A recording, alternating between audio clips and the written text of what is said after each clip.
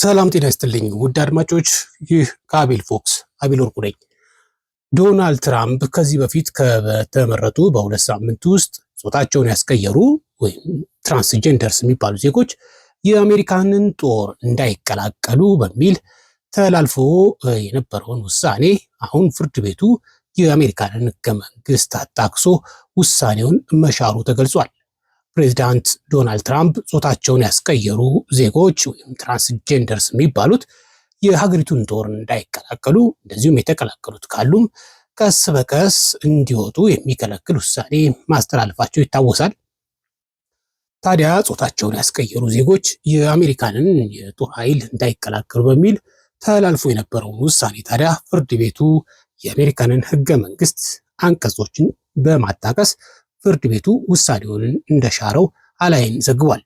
በዓለማችን ልዕለ ኃያል ሀገር የሆነችው አሜሪካ ጠንካራ ፍትህ ስርዓት ካላቸው ሀገራት መካከል አንዷ ናት ሲል የዘገበው አላይን የዶናልድ ትራምፕን ውሳኔዎች በፍርድ ቤት እየተሻሩ ይገኛሉ ይላል። ፕሬዚዳንት ዶናልድ ትራምፕ እንግዲህ ስልጣን በያዙ በሁለት ሳምንት ጊዜ ውስጥ ነበረ በተፈጥሮ ያገኙትን ገጸ በረከታቸውን ወይም ጾታቸውን ያስቀየሩ እነዚህ ትራንስጀንደርስ የሚባሉ ዜጎች የአሜሪካንን የጦር ኃይል እንዳይቀላቀሉ እንግዲህ ትዕዛዝ ያስተላለፉት።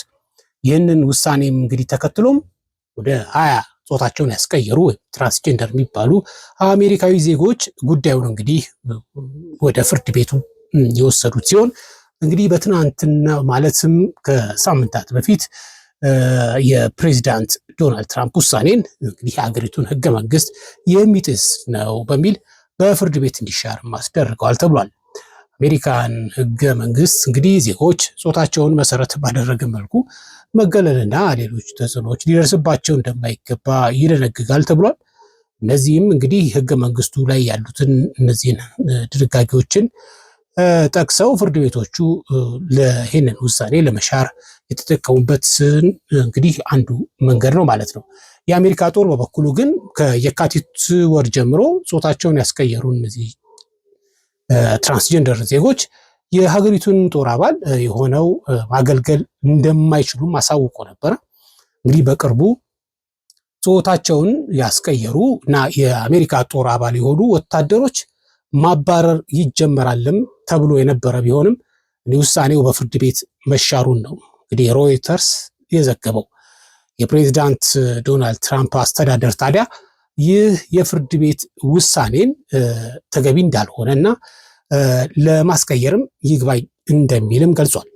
አሜሪካ እንግዲህ ካሏት 1.3 ሚሊዮን ወታደሮች ውስጥ 15,000 ያሉ ጾታቸውን ያስቀየሩ እነዚህ ትራንስጀንደርስ የሚባሉ መሆናቸውን አላይን ጨምሮ ዘግቧል።